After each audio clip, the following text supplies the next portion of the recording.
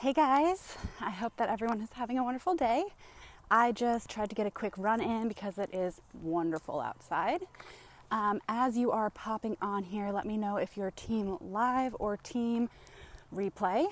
And the topic of this is going to be a little bit about how to lower your cholesterol through what you're eating. So if this is something that you have ever wondered and feel comfortable sharing about, comment below to let me know that this was a good topic that I chose. So this is a question that I've gotten from a few different people. I've gotten it from friends, family, and some of my clients as well. So I just wanted to jump on and address it really quickly.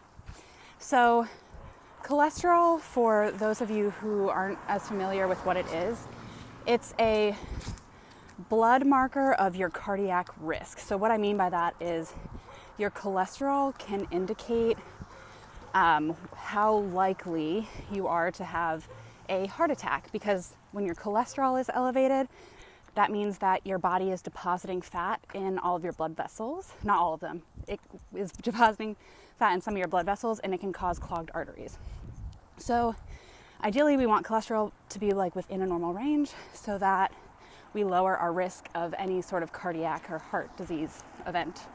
So the main thing that can cause elevated cholesterol in our diets is going to be the types of fat that we eat. So a lot of people come to me and they're like, oh, I don't eat shrimp, I don't eat eggs because that has a lot of cholesterol in them. And while yes, cholesterol that we eat in food can impact our cholesterol a little bit, it's the type of fat that we eat that is actually plays much more of a role in it.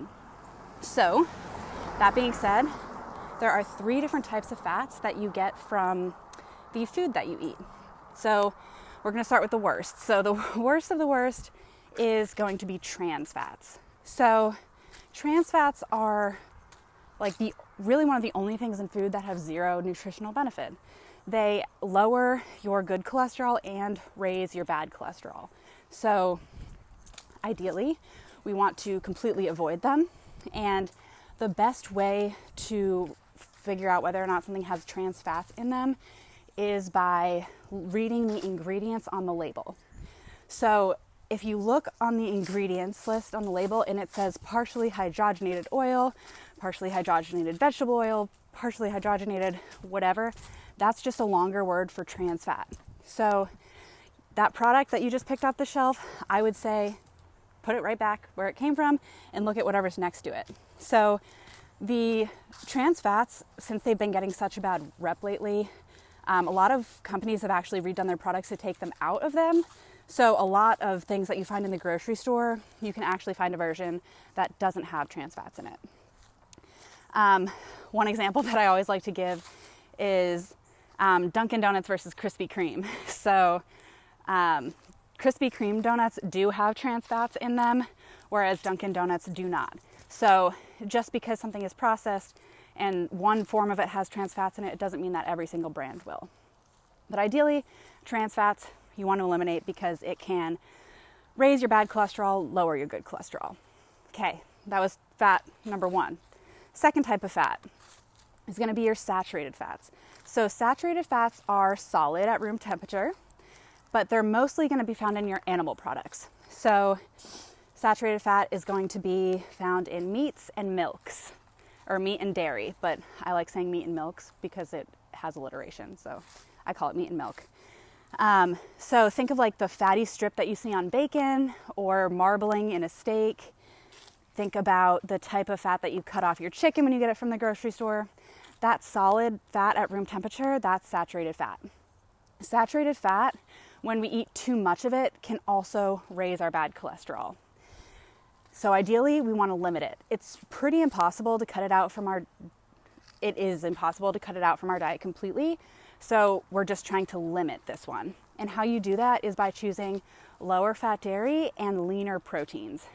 What I mean by lean proteins is steaks with less marbling, or turkey bacon instead of regular bacon because it doesn't have that fat strip on it.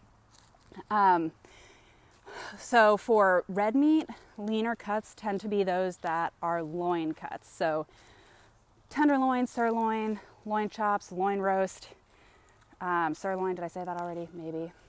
Your loin cuts tend to be your leaner cuts of red meat. For poultry, boneless and skinless are leaner. So animals store fat underneath their skin and around their bones. So when you choose poultry that has the bone in it or that has the skin on it, it tends to be a little bit higher in saturated fat. So boneless, skinless chicken breast is one example. Or any sort of ground meat, just try to get the highest percentage you can. So what I mean by that is you can get like 80-20, you can get 90-10, 97-3. What those numbers mean, that bigger number is the percentage of that package that is protein. The smaller number is the percentage of that product that is fat. So 80-20 means it's 80% meat, 20% fat.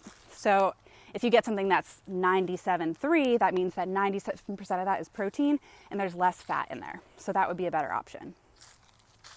Another way to limit saturated fats is to switch from solid cooking fats to liquids, because solid cooking fats like butter are going to be your saturated fat. Liquids are going to be our third type of fat, which is unsaturated fat.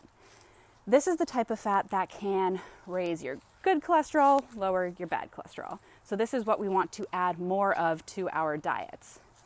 So you can find these types of fats in fish, plants, and oils. So like I was just saying, switching to cooking with olive oil, canola oil, safflower oil, sunflower oil, avocado oil, whatever kind of oil you want to use, it has more unsaturated fat than it does saturated fat. The exception to that is going to be palm oil and coconut oil, which are actually saturated fats because they are solid at room temperature. Fish is another good option for protein that is low in saturated fat. So adding fish into your diet and replacing some of the fattier cuts of meat with fish is a great way to help lower cholesterol. And then plants would be things like avocado, nut seeds, chia seeds, flax seeds, things like that can also add some heart-healthy fats into your diet. So your type of fat can significantly affect your cholesterol. But there are a few other things that can also play a role in your cholesterol as well, because nothing in nutrition is ever simple. So the amount of fiber that you eat can actually help reduce your cholesterol as well. So fiber helps bind cholesterol in the body actually, so your body is better at getting rid of cholesterol. So the type of fiber that does that is soluble fiber, which is going to be found in your grain products, which is why I'm a big advocate for not cutting grains out of your diet, because soluble fiber can help lower cholesterol. If any of you guys have ever seen, like on a Cheerios box or an oatmeal box, how it says part of a heart-healthy diet, that is why it says that. It's because the type of fiber that's found in Cheerios and in oatmeal, whole grains, is what can help lower cholesterol and reduce cardiac risk.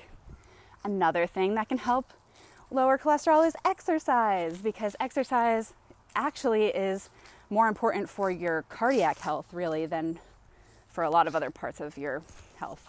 I mean, it has good benefits, but exercise is super beneficial for your heart health. Cardio actually literally works your heart muscle, making it stronger.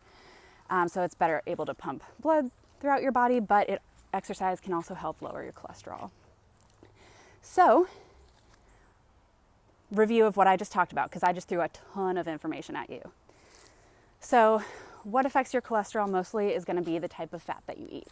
So, eliminating trans fats, reducing saturated fats, eating more unsaturated fats from a dietary standpoint is the best way to manage cholesterol. Eating enough soluble fiber, so adding in whole grains to your diet to help bind some of that cholesterol and get it out of your body. And then exercise. Exercise is a great way to help lower cholesterol as well. If you guys have any questions about this, please comment them below. I hope that you all learned something. That was a ton of information that I just threw out. So if you are just getting on now, go back to the beginning and watch, because that was probably information overload. So I hope that everybody is having a wonderful day. And if you ever need anything from me, please feel free to reach out. Bye, guys.